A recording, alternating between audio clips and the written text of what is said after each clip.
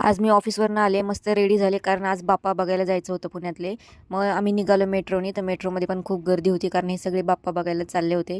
तर हे कोणतं स्टेशन आहे तुम्हाला माहिती असेल तर नक्की सांगा. तर आम्ही पोहोचलो बाप्पाच्या दर्शनाला. एवढी गर्दी होती, बापरे! आम्हाला 3 तास लागले बाप्पाचे दर्शन घ्यायला. फायनली आमचं बाप्पाचं दर्शन घेऊन झालं. त्यानंतर मग हे असं थोडंफार खेळायला वगैरे पण होतं. पण आम्ही बाहेर जायचा रस्ता शोधत होतो आणि भरपूर काही देखावे वगैरे होते, पण आमच्याकडे एवढा वेळ नव्हता. त्यामुळे आम्ही पटपट बघत गेलो. नंतर हे असं राजस्थानी महल होतं आणि इथं इच्छापूर्ती कलश होता, त्यामध्ये कॉईन टाकायचा होता आणि मी पण ट्राय केला आणि ते सक्सेस झालं. नंतर आम्ही तुळशीबागचा बाप्पा बघायला गेलो. तिथं असं मस्त वृंदावनचं देखावा केला होता आणि खूप मस्त एकदम भारी वाटत होतं तिथे.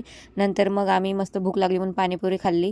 त्यानंतर मग आम्ही जलमय द्वारकेचा देखावा बघायला गेलो. ते पण एवढं सुंदर भारी होतं ना, खूप छान वाटत होतं तिथे. तर एकदम प्रसन्न वाटत होतं आणि खूप मस्त देखावा केला होता यांनी. खूप भारी वाटत होतं सगळं.